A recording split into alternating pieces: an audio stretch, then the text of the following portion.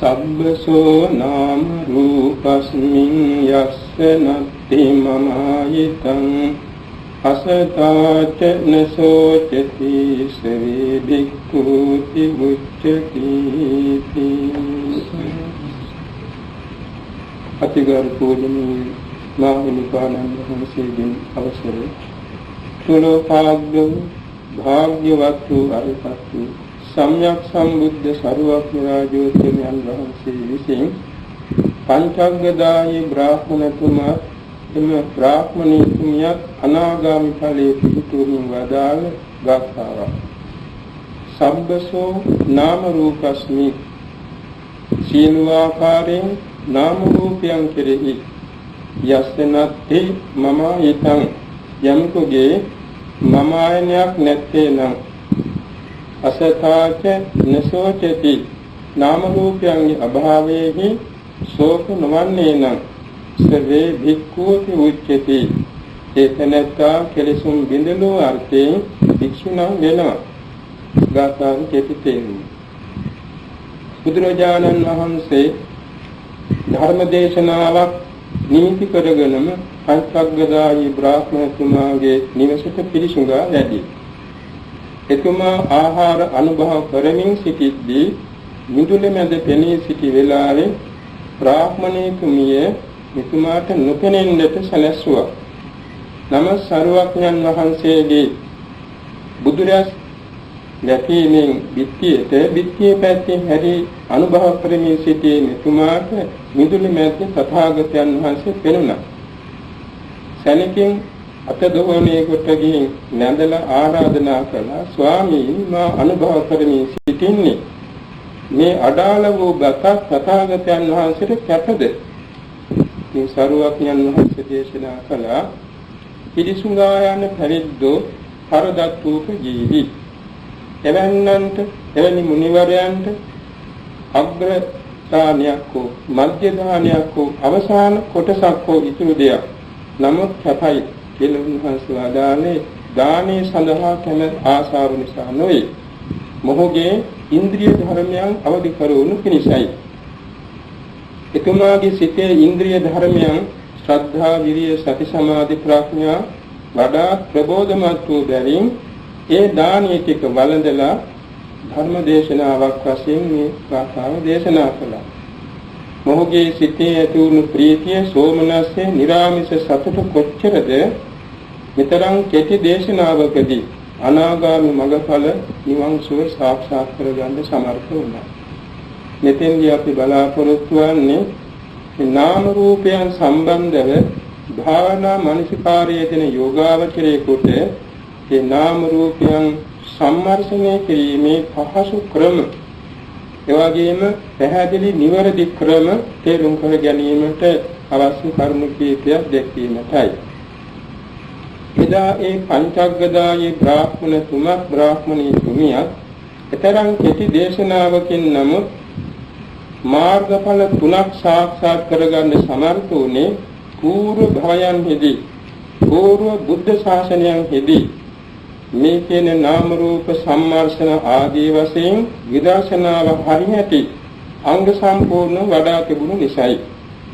සමහර කෙනෙක් හිතනවා මෙච්චර කලක් මේවා වඩන්නට ඕනේද, මෙතරම් සියුම් ලෙස මේවා පුරුදු කරගන්න ඕනේද, ඒක බොහොම දල වශයෙන් වඩලා මඟඵල ලබන්න පුළුවන් නේද කියලා සමහර කෙනෙක් අද අහනවා. නමුත් ඒ විදිහේ ස්වල්ප දේශනාවකින් ස්වල්ප වේලාවක භාවනා මානසිකාරයකින් මාර්ගඵලාදිගමනේ සිද්ධවන්නේ పూర్ව જાතින්හිදී බොහෝ සෙයින් මේ කියන විපස්සනා භාවනාව සමුර්ධ කරගත් නිසායි කියන එක තේරුම් ගත යුතුයි. අපි මේ ජීවිතයේ යම් පමණට ගැඹුරට නාම රූප පරිච්ඡේදය, ප්‍රති පරිග්‍රහය මේ වාගේ දේවල් පුදින් කළ තිබුණොත් මේ ජීවිතයේ මඟඵල නිවන් ප්‍රමාදයක් වුණොත් මතු භවයකදී ඊතා සුවසේ ඊතා කෙටි දේශනාවකින් ඊතා සුළු වේලාවකදී මඟඵල නිවන් ලබන්ට ඒක උපනිශ්‍රේ වෙනවා ඒකාන්තයි. එනිසා මේ ලැබුණු බුද්ධෝත්පාද කාලයේදී හැකිතාක් දුරට, හැකිතාක් ගැඹුරට, හැකිතාක් සියුම් ලෙසට මේ විපස්සනාව වඩන්නට අපි අදිෂ්ඨාන කර ගැනීම ඉතා වැදගත් වෙනවා. ඒ සඳහා ඡන්දය, විරිය, චිත්තය, විමර්ශාව වැඩි දියුණු කිරීම වටිනවා. දැන් මේක ප්‍රථමයෙන් නාම රූපයන් පිළිබඳව කෙටි හඳුන්වීමක් සිදු කළා. එතින්දී අප කියන්ට යෙදුනේ ධ්‍යාන සමාපත්තියකින් නැගී ධ්‍යානාංග සම්මර්ෂණය කොට වස්තු රූපයන් අරමුණු කරමින් රූප පරිග්‍රහණය කරන පිළිවෙලයි. ඒ අතරතේ විසුද්ධි මාර්ග අට කතාවේ දැක්වෙනවා සුද්ධ විපස්සනා යානිකේ හෝ සමත යානිකේකු විසින් හෝ ධාතු කර්මස්ථාන ශීර්ෂයෙන් මේ විපස්සනාට දැසගන්නේ කොහොමද කියලා.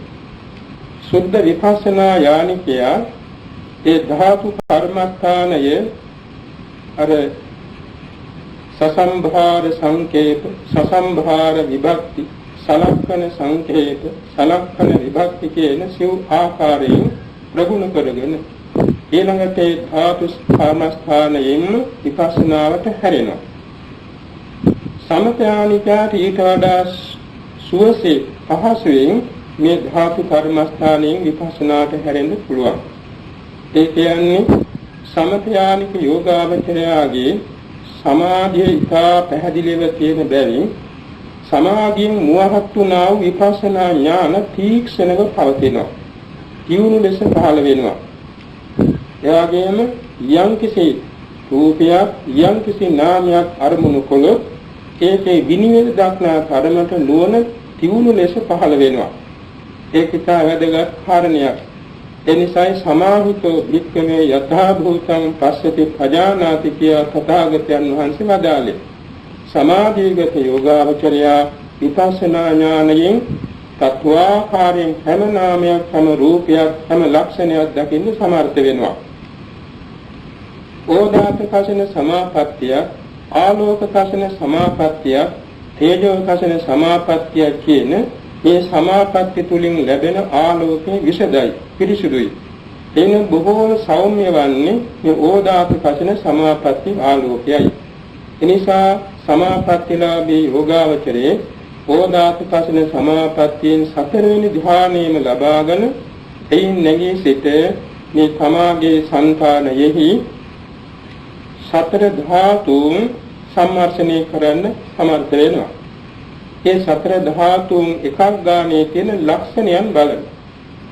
ඒ කියන්නේ මුලින්ම අපට පැහැදිලිව ශරීරයේ දකින්න පුළුවන් වායෝ ධාතුවයි. වායෝ ධාතුව ඕලාරිකයි, චංචල සහිතයි. ඒ සැලෙන සුළු ඕලාරික, ඖදාරික ධාතු කොටස වෙන වායෝ ධාතුවේ ඒ ධාතු පරිග්‍රහණය කරන වායෝ ධාතුවට අනුතුරුව පඨවි ධාතුව, ඊළඟට තේජෝ ධාතුවත්, අන්තිමට ආපෝ ධාතුවත් අරමුණු කරන්න පුළුවන් වෙනවා. ආපෝ ධාතුව සියල්ලට වඩා සියුම් බැවිනුත් ඒක සූක්ෂම රූප කොටසක් බැවිනුත් අන්තිමට බලන්නේ ආපෝ ධාතුවයි. ඒ එක එක ධාතුන්ගේ ලක්ෂණ විශේෂයෙන් වායෝ ධාතුවේ ලක්ෂණ විත්තම්බනය, ආධාර බව හා සමුදීරණය. එවැගේ පඨවි ධාතුවේ ලක්ෂණ වශයෙන් කර්කශ බව, හෙවත් තද බව, එවැගේම කර්කශ බව, රළු බව, බර බව, එවැගේම මෘදු බව, සිනිඳු බව සහ සැහැල්ලු බව. මේ කියන ලක්ෂණ කොම පඨවි ධාතුවටයි. තේජෝ ධාතුවේ ඇති සීතල බව, උණුසුම් බව, වායෝ ධාතුවේ මේ ආපෝ ධාතුවේ ඇති සැලෙන මේ යකිරෙන බව, පැතිරෙන බව, ඇලෙන බව, මේවා පැහැදිලිව තේරුම් ගන්න පුළුවන් අපසල්පන ශරීරයේම මේ ලක්ෂණ පැතිරී පවතිනවා. ඒ පැතිරී පවත්නා ලක්ෂණ සියල්ලම පඨවි, ආපෝ, තේජෝ, වායෝ මෙහෙම වේගෙන් බලනකොට, ඒ ලක්ෂණ අනුව බලනකොට මේ සකල ශරීරයේම එහෙම පිටින් ධාතු කොටාස සම්භාරයක් බව හොඳින් දැක ගන්න පුළුවන්. ඒ ධාතු කොටාස ඒ සංක්ෂේප වශයෙන් බලන යෝගාවචරයට ඒ ධාතු කොටාස සහිත ශරීරයේ ශරීරයක් වශයෙන් නොව එහෙම පිටින්ම යම්කිසි ආලෝක පුංජයක් වාගේ දැක ගන්න ලැබෙවි. ඒ ආලෝක පුඤ්ජයක් හැටියට දකිනකොට මේ අත, මේ පාය, මේ ඉස, මේ ශරීරය කියලා වෙන වෙන වශයෙන් දකින්න ලැබෙන්නේ. එහෙම පිටින්ම ආලෝක පුඤ්ජයක්. බොහෝ සෙයින් ඕදාත කසින සමාපත්තියේ උග්ඝහ නිමිත්ත වාගේ ඒ ශරීරයේ ආලෝකයක්, සුදු ආලෝකයක් දකින්න පුළුවන්. හැබැයි ඒ අවස්ථාවේදී යෝගාවචරයා විස්මයටපත් වෙන්න අවශ්‍ය නැහැ. මොකද මේ උනේ, මොකක්ද මේ පෙනෙන්නේ, ඇයි මේ ශරීරය නැත්තේ කියලා හිතන්න අවශ්‍ය නැහැ. ඒ අපේ සිතින් ධාතු මාත්‍ර වශයෙන් මේ රූපකය දැක්ක හැටි. ඒ දකින අවස්ථාවේදී එම යෝගාවචරයට තවත් දුරට පඨවි ආපෝ තේජෝ වායෝ, පඨවි ආපෝ තේජෝ වායෝ වේගෙන් මෙහි කරද්දී ඒ ආලෝක පුඤ්ජය, ආලෝක ධාරාව මැද්දෙන් ඊතා සියුම් වෙන්වීම කොටු දැල් වාගේ, මధుර දැලක කුඩාම කොටු වාගේ දකින්න පුළුවන් වේවි. ඒ දකින අවස්ථාවේ යෝගාවචරය තේරුම් ගන්නවා මේ තමයි ධාතු කොටස වෙන් කිරීමේ අවකාශය කියලා. පරිච්ඡේදාකාශය. ඒ රූප කොටස වෙන් කරන පරිච්ඡේදාකාශය. ඉතින් මේ පරිච්ඡේදාකාශයේ තුලින් තවදුරටත් ඒ ආලෝකයෙන් ඒ කොටස දිහා හොඳින් මෙනෙහි කරගෙන යනකොට ඒ ධාතුන්ගේ ශක්තිය, ධාතුන්ගේ ලක්ෂණ තවත් පැහැදිලිව දකින්න පුළුවන්. ඒ කොටු වශයෙන් තියෙන රූප කලාපයන්ගේ එකක් ගානේ තියෙන තද්ද ලක්ෂණය, ආබන්ධන ලක්ෂණය, උන්නත් ලක්ෂණය, විත්තම්බන ලක්ෂණය කොමගෙන් වශයෙන් දකින්න පුළුවන්. ඊටාම සියුම් ලෙසින් දකින්න පුළුවන්. අන්වීක්ෂණයකින් දකින්න වාගේ කුඩා දේ ලොකු කොට දකින්න වාගේ දකින්න පුළුවන්. ඉතින් මෙහෙම දරගෙන යන අවස්ථාවේදී වෙන කිසිම දෙයක් නෙමෙයි, තමාගේ සිතේ ඇති සමාධි ශක්තිය අනුව තවත් බොහෝ වේලාවක් ඒ රූප කොටස දැක ඒ කොටු ඇතුලේ තියෙන පඨවි ආපෝ තේජෝ වායෝ වින් වශයෙන් දැක ගැනීමෙන් ධාතු කර්මස්ථානයේ ගැඹුරට බහ ගන්න පුළුවන්. ඊළඟට ධාතු කර්මස්ථානයේ තුලින් අපේ මේ ශරීරයේ කොටස් 42 වෙනකොට දැක ගන්න සමර්ථ වෙනවා.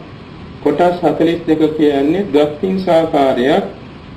ඒ වගේම තේජෝ ධාතු කොටස් 4ක්, වායෝ ධාතු කොටස් 6ක් කියන මෙන්න මේ කොටස් සියල්ල දැක ගන්න සමර්ථ වෙනවා.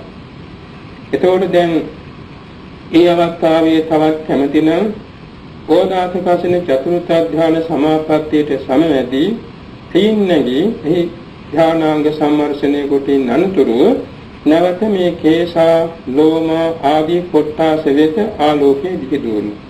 ඒ ආලෝකයේ විදුවම කේශා කියන මේ කොටසේ තමාගේ සිරස්තලයේ දෙකන් සිළුවෙන් ඉදිරියෙන් නලාතලයෙන් පිටුපසින් ගලවලුවෙන් වෙන් වුණා වූ හිස වෙලාගෙන සිටි සමමත පිහිටි 2,50,00,000ක් පමණ වූ මේ කේශයන්හි කේශය කියන සංඥාව හිතෙන් ඉවත් වෙලා ධාතු මාත්‍රයක් බව තමාට දැක ගන්න පුළුවන්. ඒ ධාතු මාත්‍රයක් වශයෙන් ඇති මේ කේශයන්හි සමෙහි මුල් බැසගත් හරියට වී නණ්ඩුවක් තරම් වියට අගක් තරම් මුල් බැසගත් මුලක් තියෙනවා හැමත සම්බන්ධ. ඒ කොටාසෙහි රූප කලාප කෝටි ප්‍රකෝටි ගණන් දැක ගන්න පුළුවන්. එයින් ප්‍රධාන වශයෙන් එහි ඇත්තා වූ රූප කොටාස 44ක් බව අහල ගන්න ලැබෙනවා. ඒ සමින් උඩට මතුනා වූ කොටසෙහි රූප 8ක් පමණක් තියෙන බව තේරුම් ගන්න ලැබෙනවා. ඒ කියන්නේ හැමත උඩින් ඇදීගෙන ගිය හිසකේ ගසක සුද්ධාස්තක රූප කලාපයක් පමණයි. ඒ ඊතු සමුත්ථානිකයි. ඒ කර්මජ, චිත්තජ, ආහාරජ රූප නැහැ. එතකොට හැමත බැසගත් මුල් තලයේ තමයි කාය දසක, භාව දසක, දසක කලාප දෙකයි. චිත්තජ සුද්ධාස්තක, ඊර්කජ සුද්ධාස්තක, ආහාරජ සුද්ධාස්තක කියන එතන 24යි සියල්ල 44ක් දකින්න ලැබෙනවා. ඒවා එකින් එකට ලක්ෂණ වශයෙන් දකින්න පුළුවන් වෙනවා යෝගාවචරයාට. ඊළඟට ලෝමා කියන කොටසට හැරිලා ඒ කිසිකස් පිහිටතන අතුල් පතුල් හැර සසු සකල ශරීරයේ සම වෙලා මේ කය වෙලාගෙන සිටියේ සම මත 9,000ක් පොමුකෝපයන් පිහිටියා වූ හෝමයන්හි ලෙහෙඬියෙක් තරම් දැසගත් මුල් තලෙහි එවම රූප 44ක් දැක ගන්නවා. ඒ වගේම හැමින් උඩට මතු වූ රෝමයන්හි රූප 8ක් බැගින් පමණක් දකිනවා. ඊළඟට නියපොතු 20ට හිත යොමු කරනවා. මේ නියපොතු කියන සංඥාවක් එතන නැහැ. එතන ඇති වෙන්නේ සතර ධාතුන් පිළිබඳව අවබෝධයක්. එතකොට මේ නියපොත්තේ මසට සම්බන්ධ කොටසෙහි ඒ කියන්නේ උඩට ඇදිච්ච කොටස හැර මසට සම්බන්ධ කොටසෙහි රූප 44ක් තියෙන බව යෝගාවචරය දකිනවා. ඒ වගේම අග කොටසෙහි රූප 8ක් පමණක් තියෙනවා. ඒ වගේම දන්තයන්හි දන්තයන් දෙසට හිත යොමු කරලා නුවණ යොමු කරලා දන්තයන් කෙරෙහි මුල් වැසගත් කොටසෙහි අර වගේම රූප 44ක් දැක ගන්නවා. කචෝ කියන මේ කොටාසෙහි සමෙහි යම්කිසි වියලි සම්කොටස් ඇතොත් ඒ හැර සකල ශරීරයේ වෙලා සිටි සමෙහි රූප 44ක් දැක ගන්නවා. මේ වගේම මන්සං නහාරු අට්ටි අට්ටිමිඤ්ඤා වක්ඛං හදයන් යකනං කෙලෝමකං තිහකං පප්පාසං අන්තං අන්තගුණං කියන කොටස් සියල්ලෙහි ඊළඟට මත්තනුංගං ඉත්තං සෙම්හං ලෝහිතං මේදු වසා ලසිකා කියන මේ කොටස් සියල්ල 24යි. මේ 24ෙම අර වගේම 24 බැගින් රූප කොටස් දෙක ගන්න 44 බැගින් රූප කොටස් දෙක ගන්න පුළුවන්. ඊළඟට සේනෝ අස්සු කේලෝ සිංහානිකා කියන මේ කොටස් හතරෙහි රූප 16 බැගින් පමණක් දකින්න ලැබෙනවා. එහි කර්මජ ආහාරජ රූප ඇත්තේ නැහැ. එහි තියෙන්නේ අර සුද්ධාෂ්ටක දෙකක් පමණයි. චිත්තජ සුද්ධාෂ්ටකේ හා ඍතුජ සුද්ධාෂ්ටකයයි. රූප 16ක් දකින්න පුළුවන් සේදෝ අස්සු කේලෝ සිංහානිකා කොටස් හතරෙහි. ඊළඟට උදරියං කරීසං කුබ්බෝ මුත්තං කියන මේ කොටස් හතරෙහි ඇත්තේ ඍතු සමුත්‍රාණක රූප 8ක් බැගින් පමණයි. එතකොට මෙන්න මේ කියන කොටස් 32 මේ රූප කොටස් වෙන වෙනම අර විදිහේ ආලෝකයෙන් යෝගාවචරය තෝරගන්න. ඊළඟට තේජෝ ධාතු කොටස් හතරෙන් පාචක තේජෝ ධාතුවේහි ජීවිත නවක රූප කලාපයේ පමණක් පවතිනවා. ඒ වගේම වායෝ ධාතු කොටස් හයෙන් ආශ්වාස ප්‍රශ්වාස වායෝ ධාතුවේහි ශබ්ද නවක රූප කලාපයේ පමණක් දකිනු ලැබෙනවා. ඉතිරි තේජෝ ධාතු කොටස් තුනෙහිත් වායෝ ධාතු කොටස් පහේ කියන මේ අටෙහි විද්‍යමාන වන්නේ රූප 33ක් බැගින් පමණයි. ඒ කියන්නේ චිත්තජ සුද්ධාෂ්ටකය, ඍතුජ සුද්ධාෂ්ටකය, ආහාරජ සුද්ධාෂ්ටකය සහ ජීවිත නවක කලාපය කියන මේ 33යි. 24යි 9යි 33යි. මේ 33 බැගින් ඒ කොටස් වල රූප දකින්නවා.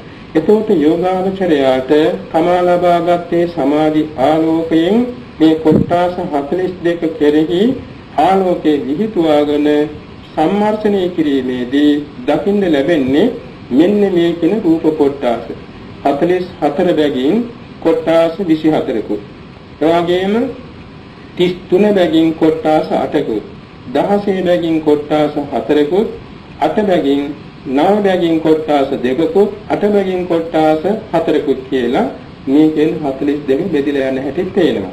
හැබැයි මේ සම්බන්ධව අනුපිළිවෙලින් යනකොට යෝගාවචරයාට පුදුමාකාර සතුටක් ඇති වෙනවා. ඒ කියන්නේ මෙතෙක් කල මේ සම්මුති වශයෙන් මම බලා හිටියේ මේ හිසකේ මේ ලෝම මේ නියපොතු මේ විදිහට මේ දත්තට කොහොමද ඇත්තේ නැහැනේ කොහොම මේ කියන රූප කලාප ගොඩක් සම්බන්ධව ඇති කොටස් රාශියක් නේද කියලා සමාජයේ සිට විශාල සතුටක් ඇති වෙනවා. අර තියෙනවනේ යතෝ සම්මසති කන්දානං උදයබ්බයන් එතන උද්‍යාවිය. නමුත් උද්‍යාවිය ලබන්නට මත්තෙන් මේ කියන රූප පරිග්‍රහණය කරනකොට විශාල සතුටක් ඇති වෙනවා. ඒ සතුට නිර්ආමිසයි. ඒ ප්‍රීතිය නිර්ආමිසයි.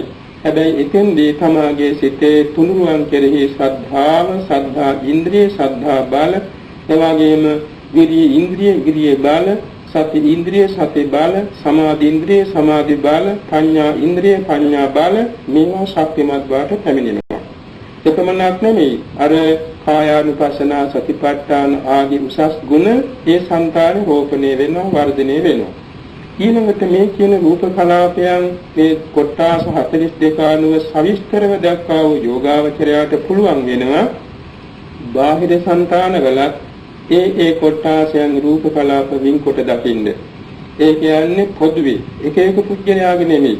පොදුවේ මේ සියලුම ආත්ම භාව පරියාපන්න සත්ව ලෝකයේහි සෑම සත්‍යයන් කෙරෙහි ඒ සත්‍යයන්ට සන්තක වූ රූප කොටාස වල කියන්නේ කේශාදි කොටාස වල මේ රූප කොටාස වෙන් කළ බැලීමට යෝගාවචරය සමර්ථ වෙනවා. ඉතින් අධ්‍යාත්ම බහිද්ධා වශයෙන් ඒ කියන රූප සම්මර්ෂණය කිරීම නිසා යෝගාවචරයට ඉතුරුවක් නැතුව රූප කලාප දෙක ගන්න හැකි වුණා වෙනවා. එපමණක් ඒ කටයුතු සම්පූර්ණ වෙන තුරු නාම විදර්ශනාවට හැරෙන්නේ නැති බව අපි කල්ැතුවක් කියලා තියෙනවා. යම් කිසි විදියකින් රූප කොටස කීපයක් දැකලා ඉන්වනතුරු නාම විදර්ශනාවට හැරුණොත් යෝගාවචරය පරිපතනය වෙනවා. ඒ භාවනාවෙන් ගිලිහි වැටෙනවා. ඒ මත් නිසාද අනුපිළිවෙලෙන් යා යුතු ගල්පඩි පෙළක කීපයක් ඉක්මවලා යන්න හැදුවොත් යාගන්ට බැරි වෙනවා පතිත වෙනවා. ඒ වගේ මේක අනුපිළිවෙලෙන් යා යුතු ගමන් මඟක්. මේ විදර්ශනාව අනුපිළිවෙලෙන් යා යුතු ගමන් මඟක්. ඒක හරියට අනුපිළිවෙලින් යනකොට යෝගාවචරය සැපසේ යාගන්න සමර්ථ වෙනවා. හඳුනැගීමක්, ඉගෙනීමක්, භාවනාවක් එක හා සමානයි කියලා අපේ පැරණි ආචාර්යයන් වහන්සේලා උගන්වනවා. හඳුනැගීමේදී දැන් සමන්ත කෝඩ පර්වතයේ හෝ ඊටත් ඉහළ පර්වතයකට හෝ යනගුණ ගැමති කෙනෙකු වේගයෙන් හති දාගෙන යන්න ගියොත් යාගන්න බැරි වෙනවා. අතරමඟ මහන්සි නිසා පතිත වෙනවා, වැටෙනවා, නවතිනවා. ඒ වගේ ඉගෙනීමක් වේගයෙන් කරන්න ගියොත් මොකද වෙන්නේ? තමාට දරා ගන්න බැරුව පතිත වෙනවා. භාවනාවත් එහෙමයි. භාවනාවත් අති දහවණෙන් වේගයෙන් කරන්න ගියොත් තමාට ඒකෙහි දරා ගන්න බැරිව පතිත වෙනවා. ඒක නිසා ඒක අනුපිළිවෙලින් අර කන්දක් ළඟින කෙනෙකු ඒ කන්ද හරහට යමින් ඒ පහසු ආකාරයෙන් මහන්සි නැතුව හිමින් ගොඩ වුණොත් කඳු මුදුනට යා ගන්න පුළුවන්. ඉගෙනීමත් එහෙමයි. ඉගෙනීම කියන එක මෙච්චර සුවාසූ දහසක් ධර්මස්කන්ධය ඉගෙන ගන්න බලාපොරොත්තු වුණ ධර්මකාමී කෙනෙකු ඒක ටිකෙන් ටික පිටුව ගාථාවෙන් ගාථාව හදාරගෙන යනකොට කවදාහරි පුළුවන් වෙනවා. ඒ වගේ තමයි මේ භාවනා මානසිකාරය. මේ භාවනා මානසිකාරයේදී ඉක්මන් වුණොත් ඒ වගේම අති දහවණයට වැටෙනොත් තමා පතිත වෙනවා. ඒ නිසා හැම විටම ගුරු උපදේශ ඇතුවම ඉදිරියට යා යුතු වෙනවා මේ නොගිය විරු ගමන් මඟ. එතකොට දැන් මේ ද්වක්ඛින්සාකාරය හා තේජෝ ධාතු වායෝ ධාතු කොට්ටාසනෝ දසාලිස් කොට්ටාසයන් මේ රූප කලාප දුටුවා වූ යෝගාවචරයාට බාහිර సంతానවල රූප කලාප එසේම දැක ගන්න පුළුවන් වුණා නම් ඊට පස්සේ දැන් ඉතින්දී බලන්න තියෙන්නේ තව ඔතන නොකියපු වස්තු රූප තියෙනවා. ඒ කියන්නේ දැන් මේ දත්තින්සාකාරයේ හෝ තේජෝ ධාතු වායෝ ධාතු කොට්ටාස 10 හෝ චක්කු දසකේ කියුනේ නැන්නේ. සෝත දසකේ, ගාන දසකේ, જીවහා දසකේ, කාය දසකේ, භාව දසකය, එවාගෙම වස්තු දසකේ නවා කියුනේ නැහැ. ඒවත් මෙතෙන් එක්කාසු වන්නට ඕනේ. ඒවත් එක්කාසු කරලා බලන්නට ඕනේ. ඒ කියන්නේ අර මුලින් සඳහන් කළා වගේම ඒ වස්තු රූපයන්ට හිත යොමු කරනවා. චක්කු වස්තුවට යොමු කරලා චක්කු වස්තුවේ තියෙන රූප 54 වෙන් කර ගන්නවා. ඒ වගේම සෝත වස්තුවේ, ගාහන වස්තුවේ, જીවහා වස්තුවේ රූප 54 බැගින් දැක ගන්නවා. කාය වස්තුවේ රූප 44ක් පමණක් දැක ගන්නවා. ඒ වගේම පුරුද වස්තුවේ රූප 54 දැක ගන්නවා. ඒ වගේම තමාගේ సంతානෙහි විද්‍යමාන වෙනවා තවත් ජඨරාග්නිය පවත්නා තැන ජීවිතේන්ද්‍රිය නවක. ඒක කලිනුත් තේජෝ ධාතු කොටාසෙදි කියවුණා. නැවතත් ඒක බලනවා. ඒකම අර චිත්තජ, ඍතුජ, ආහාරජ, චතු සමුත්ථානික රූපයන් අතුරෙන් ඉතිරි කොටාස දෙකක් බලන්නට ඕනේ. දැන් චිත්තජ කලාප 8, ඍතුජ කලාප 6, ආහාරජ කලාප 4 මේවා එකක් ගානේ දැකීමෙන් තමාට රූප සම්මර්ෂණය සම්පූර්ණ වෙනවා. එතකොට නිෂ්පන්න රූප එක సంతානියක 17යි, අනිෂ්පන්න රූප 10යි. මේ 27ක් රූප කොටස් වෙන වශයෙන් දැකගත්තාම දැන් ඒ පුද්ගලයාට යෝගාවචරයාට අභ්‍යන්තර වූද බාහිර වූද රූප කලාපයන් ගැන කිසිම සැකයක් නැහැ. මේට වඩා රූපයක් ඇත්තේ නැහැ කියන එක හරි හැටියටම තමාගේ හිතට අවබෝධ වෙනවා. ඒ අවබෝධ වුණාට පස්සේ තමයි නාම කොටාසයට හැරෙන්නේ. ඉතින් මේ නාම කොටාසයට හැරීමේදී අපි මුලින් සඳහන් කළා ඉස්ලාම හෘද වස්තු රූපයට හිත යොමු කරලා ආලෝකය යොමු කරලා ඒ හෘද වස්තු ඇසුරු කරගෙන තියෙන භවාංග චිත්ත පරම්පරාව බලනවා. ඒ භවාංග චිත්ත පරම්පරාවේදී වීතිසිත බාටපත් වෙන රූපයන් මේ නාමයන්ගේ ස්වභාවය දකින්න පුළුවන් වෙනවා. මනෝද්වාර වර්ජනය, ඒ වගේම ජවං සිත්, සදාරම්මන මේවා දකින්න පුළුවන්. කුසල චිත්ත වශයෙන් පහළ වෙන්නේ ඇති, අකුසල චිත්ත වශයෙන් පහළ වෙන්නේ ඇති, ඒවා චිත්ත වීති වශයෙන් වැඩ කරන ඇති මනෝද්වාරික සිත් දැක ගන්න පුළුවන්. ඔය වගේම චක්ෂුද්වාරික වීති, සෝතද්වාරික, ගානද්වාරික, ජීවාද්වාරික, කායද්වාරික වීති කොහොම එකින් එකට යෝගාවචරය දකින්න සමර්ථ වෙනවා. ඒ වාගේ කුසල ජවං, ඒ වගේම අකුසල ජවං. අකුසල ජවං වශයෙන් අපට උගන්ලා තියෙනවා කොටස් 18ක් බලන්න. ඒවා පේලියට දකිනකොට ඉතිරුවක් නැතුව සීලුම නාමයන් දැක ගන්න සමර්ථ වෙනවා.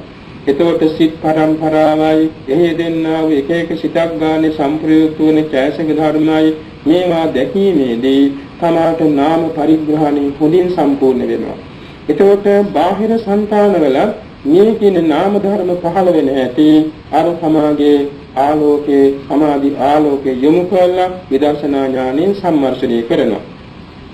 මේ විදිහට අභ්‍යන්තර බාහිර රූප කොටසත් නාම කොටසත් සියල්ල දැකගත්තාට පස්සේ යෝගාවචරය කරන්නේ වෙන කිසියම් වැඩි වචන වශයෙන් නොවේ නාමය රූපේ නාමයේ රූපේ නාමයේ රූපේ කියන මේ සම්මර්ෂණේ පේලියට පවත්වනවා. තමාගේ సంతානයේ නාම රූප දෙක වේගයෙන් බලනවා. අනුන්ගේ సంతානවල නාම රූප දෙක වේගයෙන් බලනවා. ඒ වේගයෙන් කියන එකේ තේරුම අමුතුවෙන් උත්සාහ කරන්න අවශ්‍ය නැහැ. ඊටාම ශීඝ්‍රයෙන් මෙනෙහි වීම සිද්ධ වෙනවා. ඒ කියන්නේ මේ නීවරණයන්ගෙන් තොර වූ සිත බොහෝම ක්‍රියාශීලී කර්මන්‍යයි. ඒක අමුතුවෙන් හිතන්න වෙලාවක් යන්නේ නැහැ. බොහෝම ශීඝ්‍රයෙන් හිත වැඩ කරනවා. ඊටාම පහසුවෙන් ඊටාම ලෙහෙසියෙන් ක්‍රියාත්මක වෙනවා මේ සිතේ මෙනෙහි කිරීම මානසිකාරය. ඒක නිසා නාම රූප කිය තමාගේ හිතින් ආවර්ජන කරනවා. ඉතින් ආධ්‍යාත්මික නාම රූප හොඳින් මෙනෙහි කරලා දැන් ඊයේ දවසේ දැන් අද මේ දවසේ පවත්නා නාම රූප නෙමේ සම්මර්ෂණය කරන්නේ ඊයේ දවසේ යොදනවා. ඊයේ දවසේ නාම රූප අර වගේම බලනවා. ඊළඟ දවසේ ඊළඟ සතිය ඊළඟ මාසෙ ඊළඟ අවුරුද්දේ මේව මුලට නාම රූපයන් ඔස්සේ හිත යවනවා. හැබැයි යම් වෙලාවක හිත අඳුරු වේගෙන එනවා නම් අයමත් අර මුලින් තමාගේ මේ ඒකට කියන්නේ පාදක ධ්‍යානයි කියලා. පාදක ධ්‍යානයේ ඕදාත කසින චතුර්ථ ධ්‍යාන සමාධිය. අයමත් අදිෂ්ඨාන කරලා මේ නාම රූප සම්මර්ෂණයෙන් දවසින් දවස ජීවිතේ මුලට යන්න ඕනේ. ජීවිතේ මුලට යනකොට මේ නාම රූප පරම්පරාව හරිතාම ඈතට බොහෝම පැහැදිලිව දකින්න පුළුවන්කම ලැබෙනවා. හැබැයි ඒ දැකීමේදී තමා හිතන්න අවශ්‍ය නැහැ මේ මොකක්ද කියන හිතන්න අවශ්‍ය නැහැ. තමාට අවශ්‍ය වෙ තියෙන නාම රූප කියන සම්මර්ෂණයෙන් ඈතට හිත විහිදුවීමයි. ඉතින් අවුරුද්දක්, අවුරුදු දෙකක්, අවුරුදු තුනක්, අවුරුදු හතරක්, අවුරුදු පහක්, 10ක්, 20ක්, 30ක් ඔය විදිහට ඈතට තමාගේ ප්‍රතිසන්දි දක්වා මේ නාම රූප පරම්පරාව අනුව හිත නුවණ මෙහෙයවෙනවා. ඉතින් ඒකේ අපහසුතාවක් ආවත් කරන්න තියෙන්නේ අර වගේම පාදක ධ්‍යාන සමාධිනිකයි. ඒ කියන්නේ ඕදාත කසිනේ පළවෙනි දෙවෙනි තුන්වෙනි හතරවෙනි ධ්‍යානයන් තේනෙට සමවැදිලා ඒ සතරවෙනි ධ්‍යානයෙන් අවදි වෙලා නැවතත් බලන්නට ඕනේ. අදිෂ්ඨාන කරන්න ඕනේ මගේ ප්‍රතිසන්දිතික මට පෙනේවා. ප්‍රතිසන්දි නාම රූප පෙනේවා. ඉතින් මේක එකවරට නොපෙනෙන්න පුළුවන්. නැවත අදිෂ්ඨාන කරමින් අර නාම රූප සම්මර්ෂණය කර යනවා. ඉතින් මේ නාම රූප පරම්පරාවක් නේ ආවේ. මේ නාම රූප පරම්පරාව ආපු පේලිය ඔස්සේ තමයි මේ හිත දුවන්නේ. හිත යන්නේ, හිත ගමන් කරන්නේ, හිත අරමුණු කරන්නේ. ඒක යෝගාවචරයට බොහොම සැපදායක වන්නේ සමාධිය ශක්තිමත් ඇතොත් පමණයි. ඉතින් සමාධි ශක්තිමත් ඇති යෝගාවචරයට ඊට පහසු වෙනවා ප්‍රතිසන්දිය දකින්න.